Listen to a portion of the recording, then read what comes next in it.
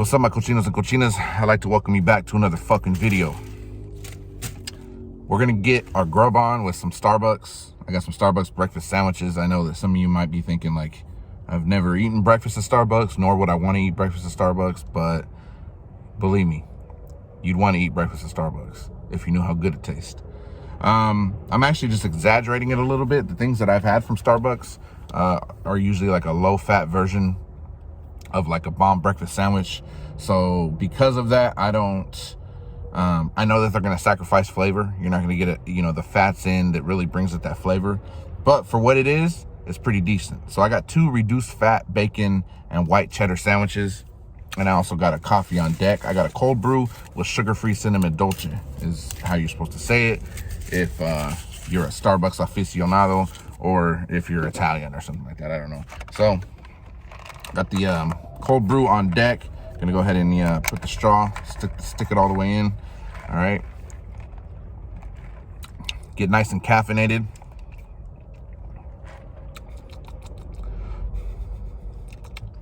Good. Also gonna talk about the time that I helped open the first Starbucks in my city and the events that transpired because of some actions that I took. But before we do that, let me go ahead and introduce you to the reduced fat bacon and cheddar sandwich, bacon and white cheddar. And let me introduce you to the other one. All right. Now let's eat it. Now it's like the bacon, I think it's like Canadian bacon or something. Or turkey bacon. Hold on. Yeah, it looks like Canadian bacon. All right, egg white. But I'm having tacos for lunch with my dad. So, you know what I mean? I'm gonna be focused on that. So I gotta keep the calories low. Only 230 calories per sandwich.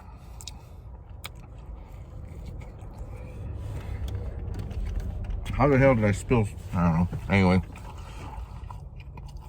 So, it's a beautiful Monday on the start of the new week. If you messed up on your diet all weekend, start over today. Life has its ups and downs. And we mess up. But just get back up and keep moving. So, Starbucks. So have you guys seen that meme where it's like, tell me how old you are without telling me how old you are or something like that? All right, I'll go ahead and do that. This is how old I am. I remember when there wasn't Starbucks. Now I will say, I remember when there was no Starbucks in my city. Now there's one like in every fucking corner. That doesn't mean that Starbucks wasn't already around. It just wasn't around here, and I never had heard of it. I believe that they came around when I was either a late teen, like 17, 18, 19, or early 20s. I don't know how long they've been here, but I'd have to think about it. So, as many of you know, I do construction. Sometimes. In the past. Not anymore. I'm going a different way, a different path in life. But I knew that there was going to be a construction job. And I knew that they were going to need help building something in an area of town. I didn't know what it was. So they put a few construction companies on the job. They just whatever to get it all done. They hired like us to do some of the job, and I don't know why they did it like that and why they didn't just use one company to do it all. But whatever, they just wanted to pay different people. Maybe it made them look better because they were hiring multiple local companies, so it looked like they were bringing business to the area before taking money from the area. So I ended up helping out with that. As I was helping out, one of the main people from the Starbucks Corporation came out and was like, just talking to us, saying good work. And then me and him were just chatting, talking, chopping it up. And then he came to realize that I had an interesting background and that I knew a little bit more than just construction, and that construction was kind of something that I just came about just because I needed something to do in life and make money. So I ended up getting into construction. So because he knew about my background and he knew I had a sales background, a little bit of customer service, and some office type skills, he said he needed help in opening the store, like, getting it up off his feet. So he's like, once you're done with the construction side of things, if you'd like a little bit more work. By the way, his name was Sean Clark. He's from like Washington or something. He had a real weird accent, but I don't know if it's a Washington or whatever it is. But so anyways, I helped him. I accepted the offer, and then I helped him open the store up. So as we were opening the store up, just a second.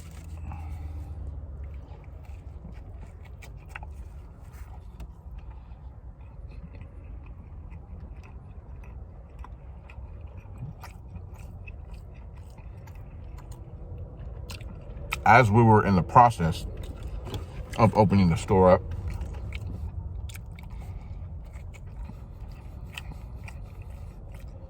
different foods started coming in.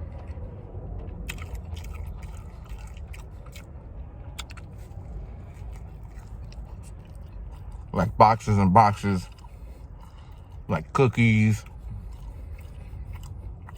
sandwiches, which is cool. So my job, I got it all organized, and then we had a grand opening. On me, I had no official position. I wasn't like a store manager or nothing. I was just someone that was helping get the store on its feet, get the word out to the public, and think of any type of deals to, get people to come in. So I figured, because I didn't know, I thought it was just coffee. I didn't know they were going to sell food.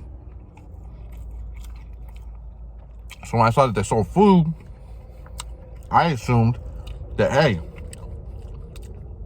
what would be really cool is if we thanked our customers that came in with food. There's no greater way to show someone appreciation by giving them a bomb-ass chorizo burrito, you know what I mean? So I ended up talking to my my tia. I said, Tia, this is gonna sound kind of crazy, but I'm gonna need you to make like 500 chorizo burritos, because she knows how to cook pretty good. She was like, 500? I'm like, look. Not what you think. Not 500 super thick chorizo burritos, but 500 like snack size chorizo burritos, right? And sorry, this Vato was driving by. I didn't know if he was gonna slow down and say something. But anyway, I said like the snack size, you know what I mean? Like you go to McDonald's and you're like, hey, I'll get a breakfast burrito, and you think you're gonna get a bomb ass breakfast burrito, and you're not. You're getting like this little, it's like, the size of it's a familiar size. So I told her, just hook it up with those. It won't take as long. You don't have to make as much as you normally would when you're making food in bulk. So she ended up hooking it up, making 500 chorizo burritos. So I end up bringing a warmer, like this huge warmer with all the burritos, and I was just passing them out to everybody. You know what I mean? everybody that bought coffee that wanted a burrito got a burrito. And it was crazy. You know, there's some real, like, what seemed like upscale and, you know, like real prissy white people. I don't even know which word to use. But they were like, oh, yeah, I'll take a chorizo burrito. And I was like, yeah, there you go. So it was cool. Everything was fine. A couple weeks go by, and then Sean Clark calls me. And he's like, hey, Trejo. I'm like, what's up, boss? He's like, thanks for helping out with the grand opening. We ended up getting a lot of sales and repeat sales, and the business is doing well already. He's like, we've already made our money back from what it took to open up the store. I was like, really, that fast? Because he called me maybe, I don't know, like only a couple weeks, I think maybe 2 to 3 weeks after. So I don't know if maybe he's just exaggerating, trying to make me feel good and set the foundation for talking some shit or telling me some shit. But he said that. Then he's like, hey, a couple of the employees and managers told me that you were handing out food to the customers. And I was like, yeah. He's like, well, that's a good gesture. What did you end up handing out to them?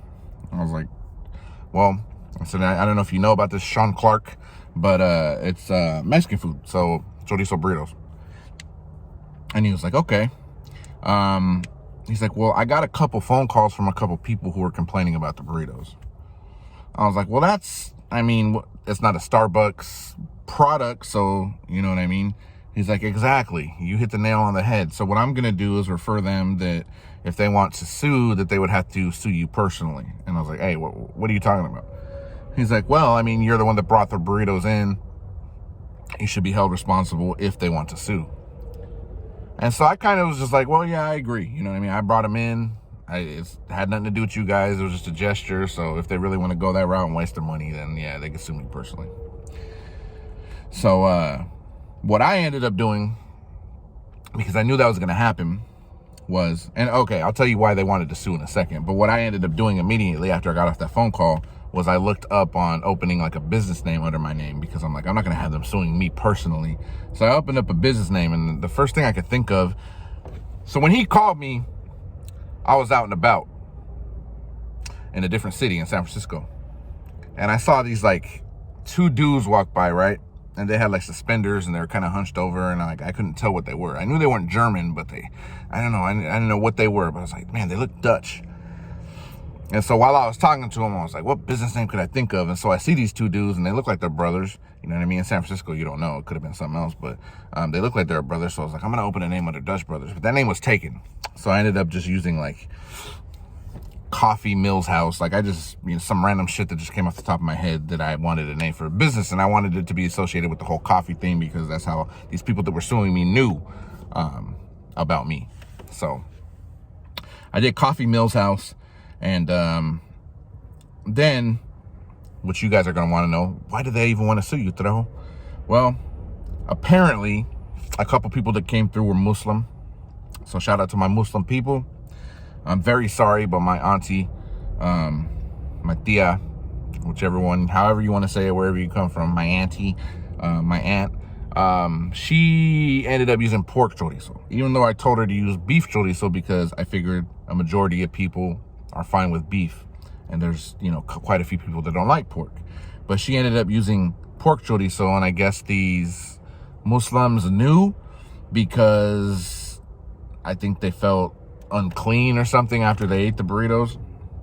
And then I ended up asking my tia, and she was just like, yeah, I did use pork. That's all we had. And you were demanding me to make them so fast. That's just what I did. I said, it's okay. It's okay. I'll take the blame. It is what it is. You know, even if we did beef, there probably would have been a couple vegans that were like, these breakfast burritos weren't vegan. Like, bro, the breakfast burritos, if it's not potatoes and like lettuce, then it's going to be not vegan. So, yeah, so they ended up wanting to sue me because of that. So I ended up calling them personally, and we ended up settling out of court. I don't know if I want to get too into details how that worked. I didn't have to pay them any money. I didn't have to do anything for them. We just ended up settling out of court. And I'll let that remain unknown and a mystery. You can let me know in the comments below how I settled out of court. Maybe I'll talk about it eventually. But thanks for watching. I'm going to go ahead and go about my day and finish my cold brew throughout my day. Those were good couple sandwiches. They're like a springboard to real food. So I'm going to be grubbing on some tacos later. But like I said, I'm going to be chopping up with my dad. We got some things to go over. I got to help him fix his computer, you know, like son duties. So thanks for watching. Appreciate you guys. Enjoy the rest of your fucking Monday and go out there and get it, all right?